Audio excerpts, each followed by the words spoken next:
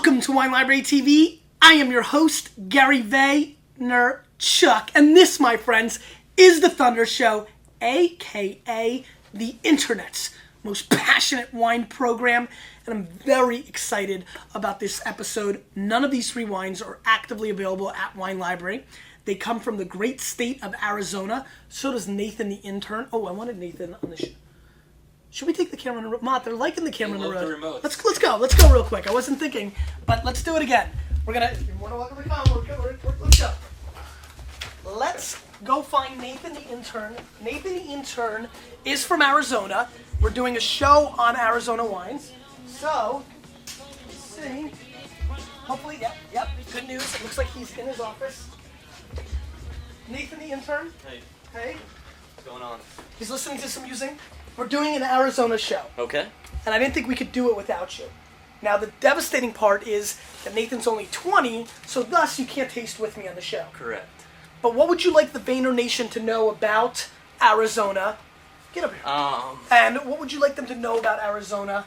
About Arizona? Yeah, because we're doing the show, and... my parents call me every day, say it's about 1:15 these days. So it's warm. It's warm, to say the least. Yes. Growing up there for 20 years, loved it. Big Suns fan, so... Thunder Dan Marley. Oh, yeah. What else?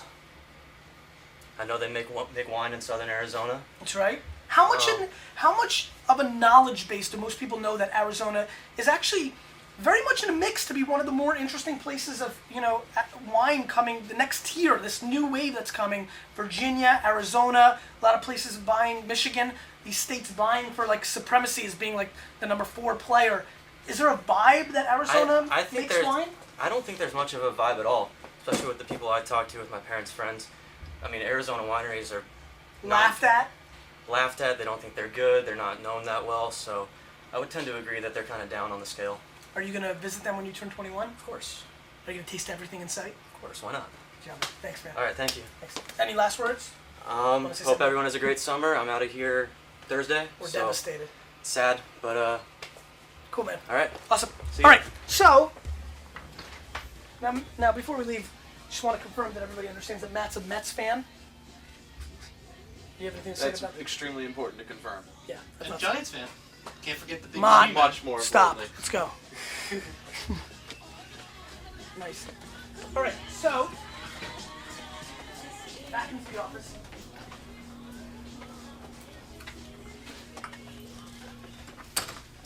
All right, so we got,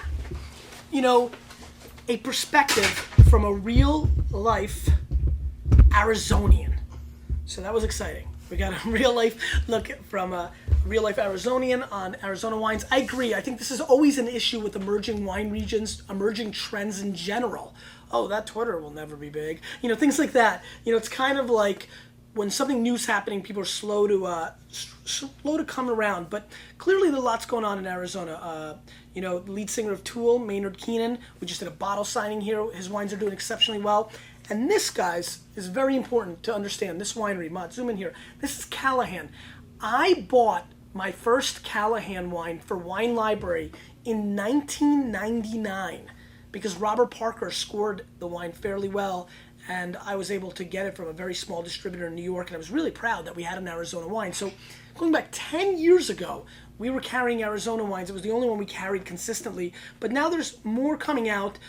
It's definitely a region that I think has big potential. The red wines from Arizona have all been quite strong and show potential. Plenty of clunkers, as I've tasted maybe 100 Arizona wines in my life at this point, which is a substantial number, I think, outside of Arizona. And I'm just excited about the possibility of them making some quality wine. It's a little warm, but there's parts that definitely have the kind of water irrigation and things of that nature that allow for quality wines. And I'm very fascinated and very much hoping that because Maynard Keenan's marketing play for Arizona wines with the Caduce wines can bring more attention to the region in general, some more people explore, try to make more serious wines. And we've got 3 red wines on hand today on the Thunder Show, which I'm excited about. The first wine is the Coco Peli Winery. And this little character here, this looks like Indian boomerang is a Coco Peli, from what I understand. So that's exciting.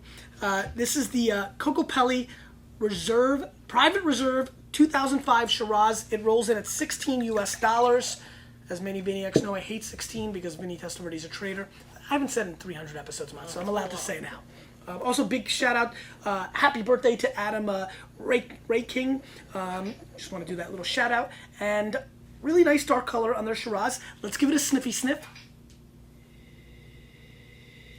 Big dark blackberry fruit, but also heavy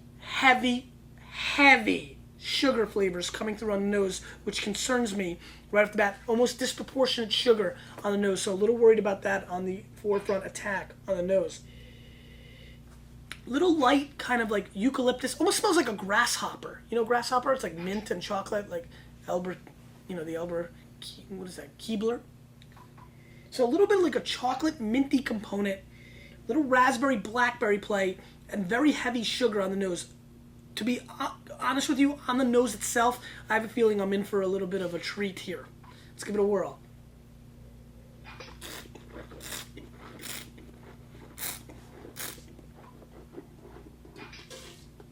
Ma, can you fix the Ustream thing? Oh, you don't mind? Thank you. The treat has been confirmed. Just gotta move the camera. Just move the screen. Yeah, that's it. More. Just, yeah, more. I think over here. I'm trying to find a So, tab so I can see. no, just minimize it. That whole screen. It's underneath it globally. More. See? There we go. There we go. The treat has been confirmed. This wine is definitely over sugarfied. There's a little black currant. There's too much oak integration, a little wood, but it doesn't even like, it's not even like over the top new French oak. It's just kind of like that, you know. That's all I really get from that. It tastes thin. It tastes inexpensive. It tastes kind of weak. I'm not feeling this wine. I'm giving it one more shot.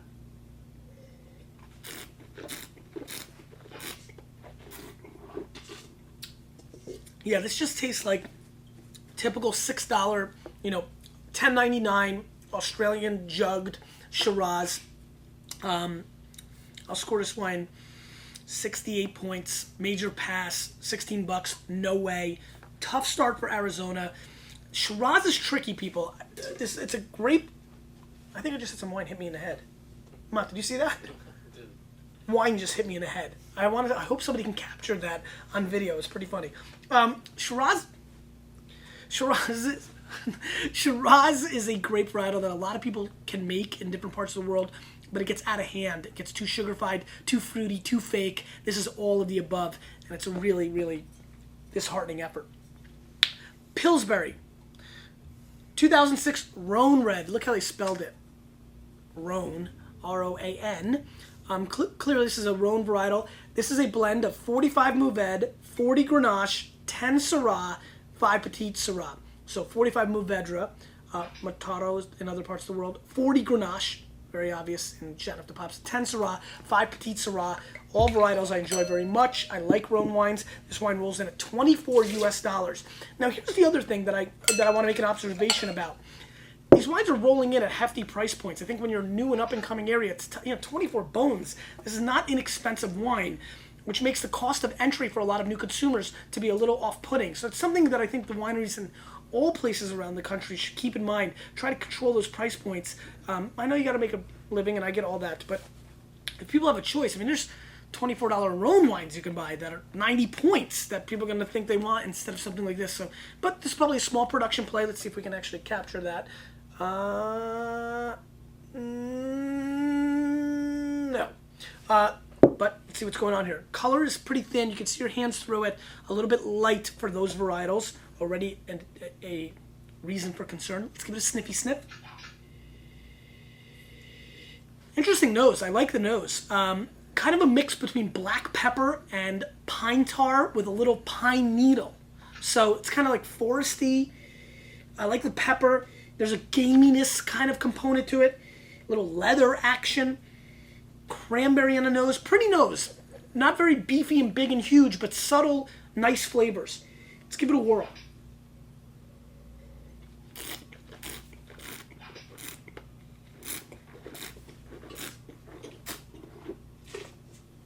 Not bad. Nice initial attack of tobacco. I also like the raspberry on the mid palate. which I think kind of flirts with this wine. There's some floral rose-like petal flavors that aren't too awful. It's okay. It's well made.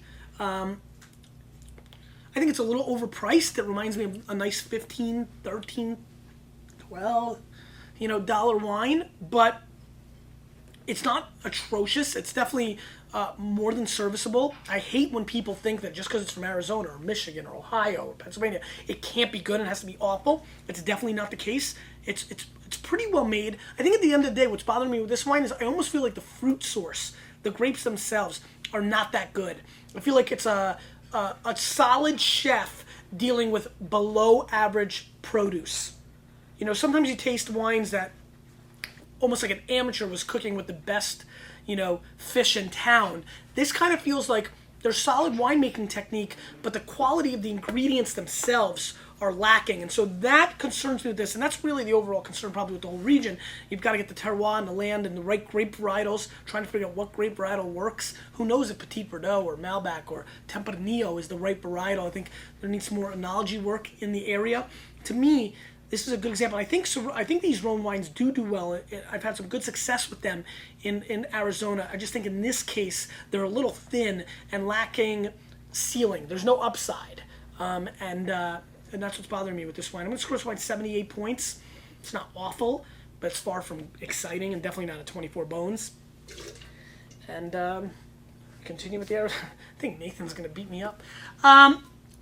So Anita from Callahan, 56 Zin, which is a varietal that I've seen good results from Arizona, 22 Mourvedre, and 22% Cabernet Sauvignon. I tried to put the Z5 and the Sauvignon. Cabernet Sauvignon, I'm sorry. Z5, 15.5 alcohol content, $25 US. Again, this is one of the iconic producers, if not the most respected producer in Arizona, Callahan. Let's give it a little rinse.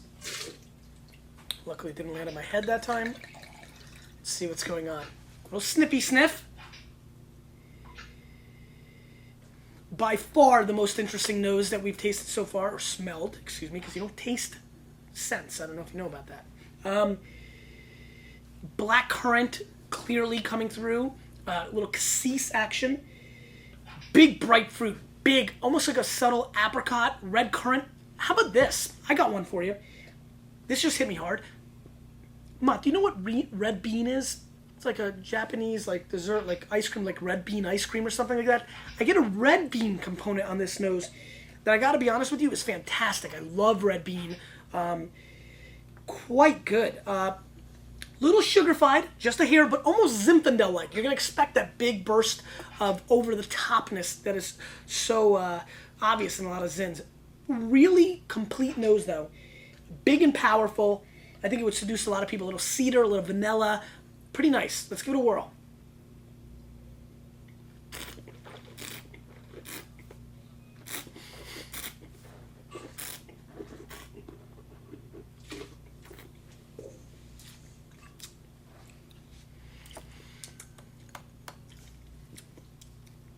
I feel like I should have ate this wine instead of drank it. It is so beefy and thick, very viscous. Just a monstrously big wine, completely over the top. Everything that I've been scared about, but have been slowly but surely migrating towards. However, what saves this wine is what happens. It's a fruit bomb that tailors and calms down as you drink it, which is fascinating. You can't deny the delicious factor. I really feel like I just ate a candy, a piece of just grape candy, which is fine. I also like the little chocolate, dark chocolate flavors that come, and it's compounded by almost a citrus flavoring on the back end, almost like apricot juice, like thick apricot juice. Big wine, big wine. Big tannins, but they're soft and fruity. This is absolutely a wine for people that love those Turley, Martinelli Zins. If you like the big Barossa Shiraz that gets a 95 points J. Miller, this is an inexpensive version of a lot of $50 to $75 wines that I've had from places like Barossa and Napa. So let's keep that in mind. That being said, for my personal palate, it's a little too over the top, a little too obnoxious. But sometimes people say that about me, so I'm not going to totally disrespect it.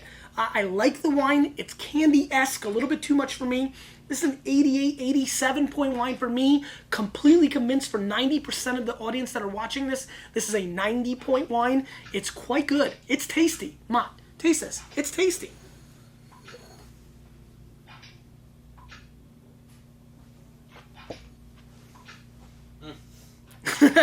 It's delicious.